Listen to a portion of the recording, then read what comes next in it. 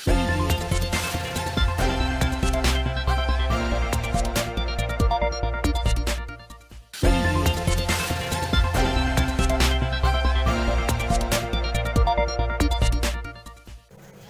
Sorot Media, kali ini saya berada di Desa Trengguno, jadi Padukuhan Trengguno,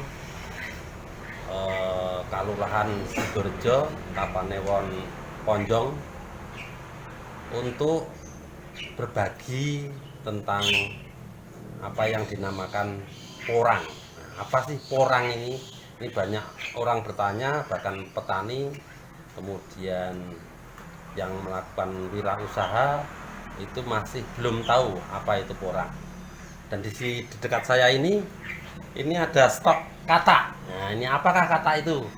Kita juga belum tahu. Mari kita belajar bersama dengan seseorang yang bergerak dalam bidang usaha, yang bertani porang di Gunung Kidul. Mungkin porang belum populer di Gunung Kidul, tetapi di Madiun itu sudah luar biasa, dan salah satunya beliau juga belajar di kota Madiun, yang porang ini produk pertanian, komoditi pertanian yang sangat menjanjikan, yang sangat perspektif. Nah, kali ini kita undang Pak Suwarno atau Mas Suwarno saja ya, Mas Suwarno. Silakan Mas Suwarno.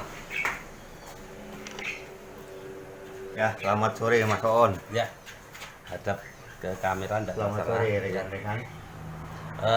Mas Suwarno, ini saya berada di tempat rak seperti ini, dan menurut panjenengan ini adalah kata. Nah, bisa dijelaskan Mas, kata kok kata namanya? Ya, selamat sore sebelumnya rekan-rekan. Ini adalah yang dinamakan katak porang. Apakah yang dimaksud dengan porang sebelumnya saya jelaskan adalah porang adalah sejenis umbi-umbian. Tidak asing kalau di Jawa, di Wonosari itu satu marga dengan suwek, iles-iles, compleng ataupun walur. Tapi porang sendiri beda dengan yang saya sebutkan tadi. Kalau porang, ciri-ciri porang adalah salah satunya adalah di pohonnya itu mempunyai pupil katak seperti ini. Ini yang bisa, pupil kata. ya pupil katak. Ini yang bisa dipakai untuk bibit. Sedangkan umbi-umbi lain seperti suwek, compleng, dan iles-iles tadi tidak mempunyai katak seperti halnya ini. Kemudian kandungan glukoma di dalam umbi porang itu lain juga dengan iles-iles dan walur ataupun yang sebutan saya tadi. Itu juga pohonnya, daunnya sangat-sangat mirip. Ada karakteristik tertentu yang membedakan. Itu kalau kita sudah terbiasa akan tahu. Kemudian yang kita budidayakan saat ini adalah hanya porang. Karena apa? Hanya porang, karena yang laku jual secara ekonomi itu besar adalah porang. Ini adalah komoditas ekspor. Mungkin kalau di tempat kita belum populer, di tempat lain sudah sangat populer. Bahkan di Indonesia itu kita belum tahu bahwasanya porang itu adalah ekspor komoditas pertanian nomor 2 setelah kacang hijau. Kita baru tahu, saya sendiri juga baru tahu belum lama ini bahwasanya kedudukan porang sudah nomor 2 terbesar setelah kacang hijau. Dan di mana-mana porang sudah dibudidayakan karena potensinya yang sangat besar dan secara keuntungan secara ekonomi itu sangat besar. Beda dengan budidaya pertanian lain yang budidayanya itu keuntungannya itu ya marginnya kecil. Cuman porang ini saat ini karena lagi tren dan harga itu masih sangat tinggi, kita bisa memiliki keuntungan sampai 500 sampai 1 miliar untuk 1 hektar, Pak. Nanti analisa ekonominya bisa kita jelaskan. Kemudian di tempat lain di Jawa Timur mengenai Khofifah itu sudah porangisasi di wilayah Jawa Timur. Pak Oon tadi menyebutkan di Madiun ini sudah ngetren, tapi sebelum Madiun sudah ngetren lagi di sebelah timurnya lagi. Itu dibudidayakan di perhutani. Tapi saat ini karena porang itu sudah sangat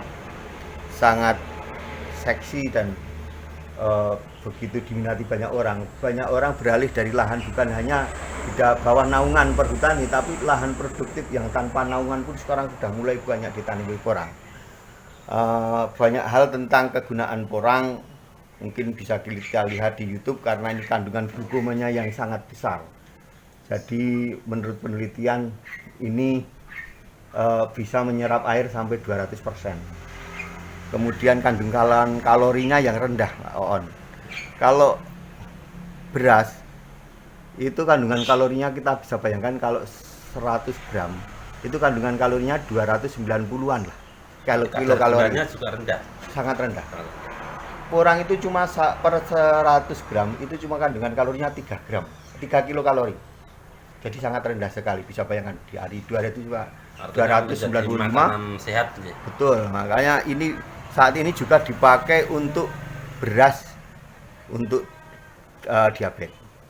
Dan kebutuhan dunia masih sangat kurang untuk porang itu masih sangat Ya, saya kurang. dengar kebutuhan masih terpenuhi hanya 10% dari permintaan. Mungkin seperti itu, Pak. Yang saya tahu domestik aja saat ini sudah banyak pabrik yang berdiri.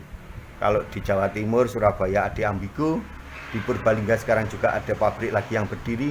Harapan ke depan saya Wonosari ada pabrik sendiri. Awal mulai menanam, Pak Warno? Saya masih baru, Pak On, dan saya juga masih belajar. Mungkin di Wonosari udah banyak yang lebih dulu. Karena sebenarnya porang ini bukan tanaman baru. Ini juga tanaman endemis asli Wonosari. Kalau bisa lihat dari Girisobo sampai ke Panggang, itu di hutan-hutan itu sudah banyak ya. Dan sekarang mulai dipulang dan ditanam secara konvensional. Jadi cirinya ketika pohonnya tumbuh waktu di musim hujan kemudian ada seperti ini. Iya, betul. Kalau untuk yang umbi lain tidak ada. Tidak ada. Cirinya seperti itu. Nanti bisa Ya, saya dengar juga pemirsa di sawahan itu juga sudah mulai budidaya. Kemudian luar biasanya Pak Warno punya lahan berapa ribu meter untuk porang ini, Pak? Tahun kemarin saya menanam sekitar 1 hektar. Cuman yang tumbuh sekitar separuh, mungkin 5.000 meter. Karena saya istilahnya wong nekat, bukan berawal dari petani. Saya melihat bukan petaninya tapi potensi ekonominya.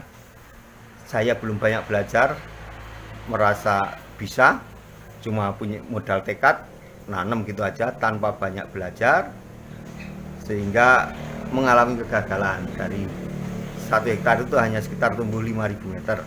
Tapi saya tidak kapok, dengan itu saya menjadi, saya harus belajar. Dari proses pembelajaran kemarin itu, Pak Warno bisa menyimpulkan atau tidak, apakah tanah di Gunung Kidul ini cocok untuk porang atau tidak? Sebenarnya Gunung Kidul itu tanahnya porang sendiri. Jadi istilahnya kita menanam porang di Gunung Kidul itu kita menanam di rumahnya porang. Jadi sangat cocok. Porang itu sangat bagus ditanam lahan yang banyak mengandung kapur. Salah satu ciri-cirinya itu.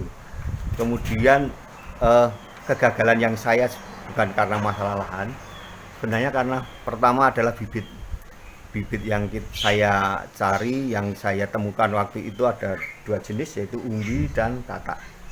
Yang umbi karena tidak memenuhi persyaratan secara kualitas, dan kita tidak tahu yang menanam umbi mungkin bukan hanya saya, tapi daerah sini itu hampir semuanya tidak berhasil, kawan. Ya, jadi yang berhasil cuma tatak, dan kebetulan musim kemarin itu terjadi musim yang kurang bagus.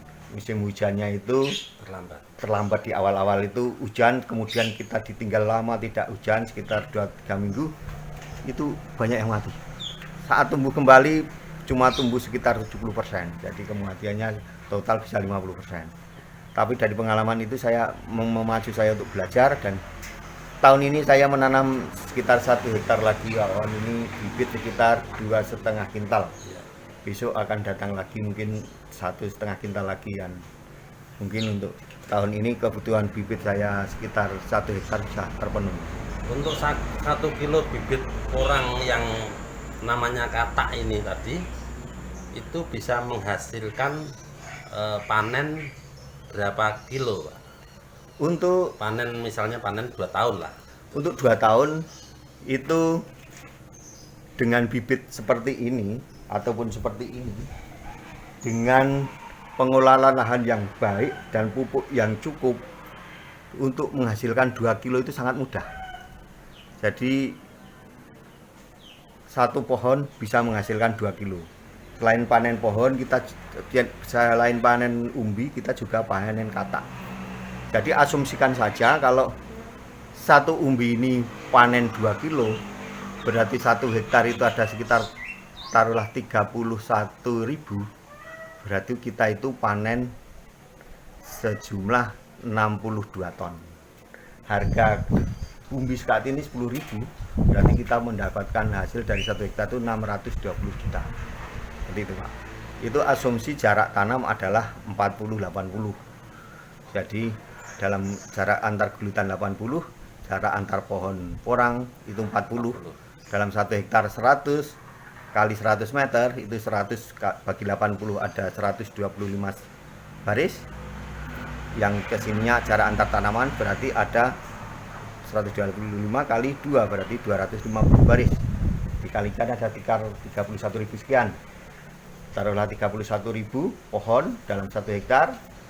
Satu pohonnya 2 kilo, itu berarti kita panen 62 ton. Asumsi 1 kilonya 10.000, berarti mendapatkan 620 juta dalam 1 hektar. Kalau ciri-ciri porang itu sendiri ketika sudah siap panen, kemudian dalamnya itu ada perbedaan dengan dibanding umbi lain atau tidak? Ya, jelas ada. Jadi perbedaan porang dengan iles-iles ataupun walur ataupun dengan suwek itu pasti beda. Ciri-ciri porang adalah kuning dan ada serat-seratnya yang bisa nanti kita perlihatkan di gambar, itu beda sekali. Kemudian yang boleh dipanen untuk umbi produksi itu minimal 1,5 kilo baru bisa laku jual.